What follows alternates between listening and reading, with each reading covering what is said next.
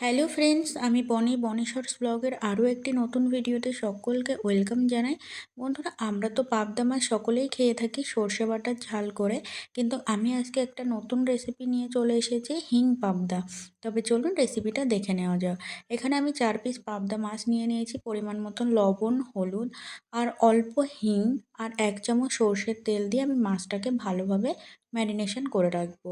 তবে সর্ষের তেলটা অবশ্যই দিতে হবে, তার কারণ পাবদা মাছ তেলে দিলে খুব পরিমাণে ফাটে, যে কারণে এখানে সর্ষের তেলের ব্যবহারটা অবশ্যই করতে হবে। এবার আমি একটা গুঁড়ো মশলার পেস্ট তৈরি করে নেব। তার জন্য এখানে আমি 1 চামচ হলুদ গুঁড়ো নিয়ে নিয়েছি, 1 চামচ লঙ্কার গুঁড়ো, 1 চামচ লবণ, হাফ চামচ এখানে হিং ব্যবহার করছি, আর 1 চামচ জিরে বাটা। আপনারা এখানে জিরের গুঁড়ো ব্যবহার করতে পারেন। 4 থেকে 5টা কাঁচা লঙ্কা চেরা আমি নিয়ে নিয়েছি, আর পরিমাণ মতন জল দিয়ে আমি মশলার পেস্টটা তৈরি করে নিচ্ছি।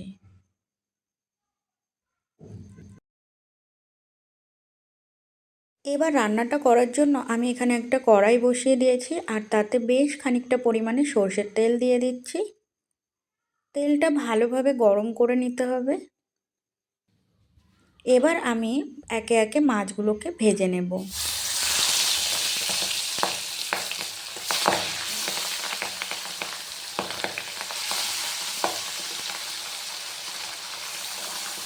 মাছগুলোর এক পাশ ভালোভাবে ভাজা হয়ে গিয়েছে, এবার উল্টিয়ে দিয়ে আর এক পাশ ভালোভাবে ভেজে নিতে হবে।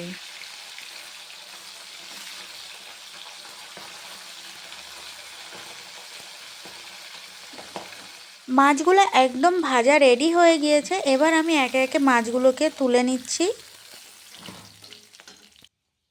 আর ওই মাছ ভাজা তেলের ভিতরেই আমি এখন দিয়ে দিচ্ছি 1 চামচ কালো জিরে। সেটাকে আমি একটু ভালোভাবে একটু ভেজে নিচ্ছি যাতে পুড়ে না যায়। এবার এর ভিতরে দিয়ে দিচ্ছি একটা কোচানো টমেটো। টমেটোটা একটু ভেজে নিয়েছি। এবার এর ভিতরে আমি দিয়ে দেব গুলে রাখা মশলাটা।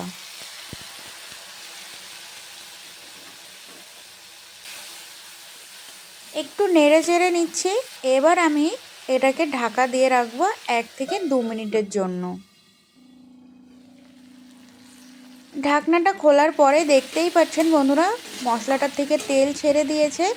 এবার আমি এর ভিতরে পরিমাণ মতন গরম জল দিয়ে দিচ্ছি।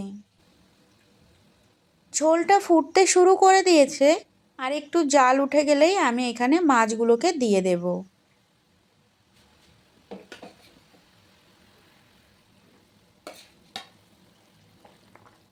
মাছগুলো সেদ্ধ হওয়ার জন্য এখানে আমি ঢাকনা দিয়ে রাখছি।